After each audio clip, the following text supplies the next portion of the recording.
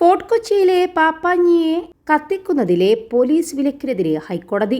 എന്ത് നിയമത്തിന്റെ അടിസ്ഥാനത്തിലാണ് പോലീസിന്റെ നടപടിയെന്ന് ഹൈക്കോടതി ചോദിച്ചു. പോലീസ് നടപടിക്ക് ആധാരമായ രേഖകൾ 27-ന് ഹാജരാക്കാൻ കോടതി നിർദ്ദേശിച്ചു. പാപ്പാഞ്ഞിയെ കത്തിക്കാൻ മറ്റ് വകുപ്പുകളുടെ അനുമതി ലഭിച്ചെങ്കിൽ രേഖകൾ ഹാജരാക്കാനും നിർദ്ദേശമുണ്ട്. പരിപാടിയുടെ സംഘാടകരായ ഖാല ഡി ഫോർട്ട് കൊച്ചി നൽകിയ ഹർജിയിലാണ് ഹൈക്കോടതിയുടെ നടപടി. കൊച്ചി കാർണിവലിന്റെ ഭാഗമായി സുരക്ഷ ഒരുക്കുന്നത് ചൂണ്ടിക്കാട്ടിയാണ് പോലീസ് നോട്ടീസ് നൽകിയത്. കൊച്ചിക്കാരുടെ ക്രിസ്മസ് പുതുവത്സര ആഘോഷങ്ങളുടെ പ്രധാനമാണ് പാപ്പാഞ്ഞിയെ കത്തിക്കൽ ചടങ്ങ്. ഫോർട്ട് കൊച്ചി പരേഡ് ഗ്രൗണ്ടിലാണ് കാർണിവലിനോട് അനുബന്ധിച്ച് ലോക പ്രശസ്തമായ ഈ ചടങ്ങ് നടക്കുന്നത്. പരേഡ് ഗ്രൗണ്ടിൽ നിന്നും വെറും 2 കിലോമീറ്റർ അകലെയുള്ള വെളി ഗ്രൗണ്ടിലാണ് ഖാലാഡി ക്ലബ്ബ് തങ്ങളുടെ പാപ്പാഞ്ഞിയെ ഒരുക്കിയിരിക്കുന്നതും.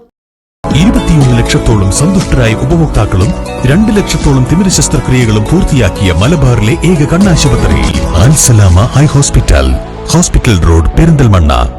പരേഡ് ഗ്രൗണ്ടിലും ചുറ്റുവട്ടത്തുമായി 1000-ഓളം പോലീസുകാരെ വിന്യസിച്ചിട്ടുണ്ടെന്നും അതിനാൽ തന്നെ സ്വകാര്യ ക്ലബ്ബ് നടത്തുന്ന പാപ്പാഞ്ഞിയെ കത്തിക്കൽ ചടങ്ങ് മതിയായ സുരക്ഷാ ക്രമീകരണങ്ങൾ ഒരുക്കാൻ കഴിയില്ലെന്നും പോലീസ് വ്യക്തമാക്കിയിരുന്നു. നോട്ടീസ് ലഭിച്ച് 24 മണിക്കൂറിനകം നിർമ്മാണത്തിലിരിക്കുന്ന പാപ്പാഞ്ഞിയെ മാറ്റണമെന്നും അതല്ലെങ്കിൽ പുതുവത്സര ദിനത്തിൽ മറ്റാരെങ്കിലും ആ പാപ്പാഞ്ഞിയെ കത്തിച്ചാൽ അത് സുരക്ഷാ പ്രശ്നങ്ങൾക്ക് കാരണമാകുമെന്നും മട്ടാഞ്ചേരി അസിസ്റ്റന്റ് കമ്മീഷണർ നൽകിയ നോട്ടീസിൽ പറയുന്നുണ്ട്. അതേസമയം നല്ലേപ്പള്ളി ഗവൺമെന്റ് UP സ്കൂളിൽ VHP നേതാക്കൾ ക്രിസ്മസ് ആഘോഷം തടസ്സപ്പെടുത്തിയ സംഭവത്തിൽ പ്രതികരണവുമായി തീവ്ര ക്രിസ്ത്യൻ കൂട്ടായ്മയായ കാസ രംഗത്ത് വന്നിരുന്നു.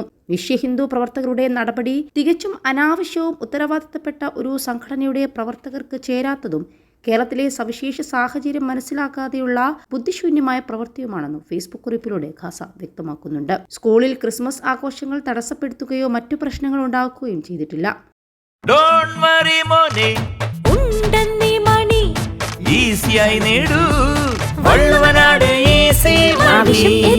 പണം ഞങ്ങൾ തരും. സംഭവം വർഗീയ ചേരിതിരിവിനും രാഷ്ട്രീയ മുതലെടുപ്പിനുമായി ചിലർ ഉപയോഗിക്കുന്നത് തികച്ചും അപഹാസ്യവും അപലനീയവുമാണെന്നും കാസ പറയുന്നുണ്ട്. ഗവൺമെന്റ് സ്കൂൾ ആയതുകൊണ്ട് തന്നെ ഒരു മതത്തിന്റെ മാത്രമായ ആഘോഷങ്ങൾ നടത്തുന്നതിൽ തെറ്റുണ്ടെങ്കിൽ സ്കൂൾ അധികൃതരുടെ നടപടികൾക്ക് എതിരെ DEOയ്ക്കോ വിദ്യാഭ്യാസ മന്ത്രിക്കോ പരാതി നൽകുകയോ ആണ് ചെയ്യേണ്ടിയിരുന്നത്.